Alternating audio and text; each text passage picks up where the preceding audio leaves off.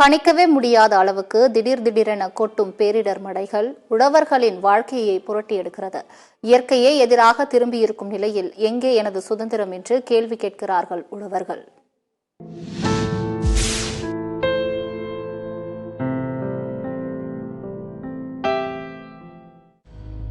நாடு இதுவா நாடு? இழிகுலத்தோர் வாழும் கலியுகக் காடு. கள்ளி சிரித்த காட்டையும் மேட்டையும் சரி செய்தேன். கை அறுபட்டு ரத்தம் ஒழுகவிட்டு உழைத்தேன். எதற்காக? உலகில் உயிர்கள் வாழ உணவை உருவாக்கினேன். அதற்காக சுட்டெரிக்கும் சூரியனோ என்னை உச்சியில் முத்தமிட்டதே தவிர என்னை எரிக்கவில்லை. மயிர்கள் வழியே உடலில் வடிந்த வியர்வையை காற்று கட்டித் தழுவி சோர்வை நீக்கியதை தவிர என்னை சாய்க்கவில்லை. எப்படி? மயிர்கள் வழியே உடலில் வடிந்த வியர்வையை காற்று கட்டித் தழுவி சோர்வை நீக்கியதை தவிர என்னை சாய்த்து விடவில்லை. இடியும் மின்னலும் இறங்கி வந்த மேகமும் மழை பொழிந்து வாழ்த்தியனவே தவிர என்னை தோற்க விடவில்லை.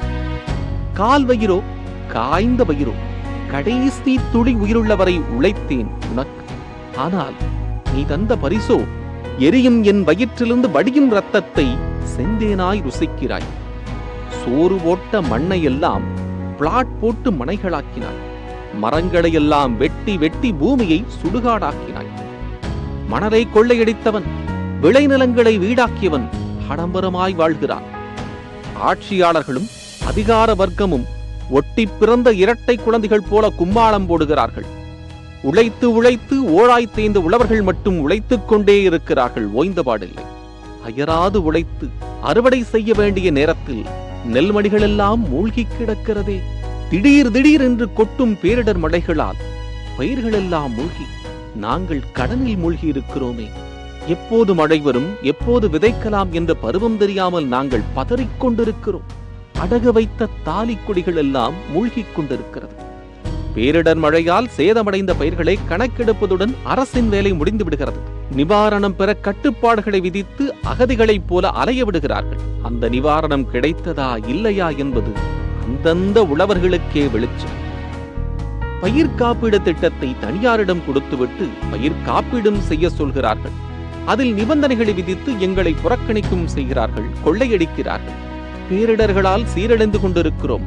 விளைபொருட்களுக்கு உரிய விலை கொடுக்க தயங்குகிறார்கள். கோடிகளில் சம்பளம் வாங்கும் நடிகர்களுக்காக பிலிம் சிட்டி அமைக்க 500 கோடி, பேனா சிலை வைக்க 81 கோடி, கார் ரேஸ் நடத்த 40 கோடி. பசி இருக்கும் வரை உழவு தொழில் அழியாது என்று நம்பிக்கொண்டிருப்பவர்கள் எல்லாம் நிச்சயம் ஒரு நாள் முட்டாள்களாவீர்கள். நாளை நாங்கள் இல்லையெனில் உனக்கு இல்லை நாளை.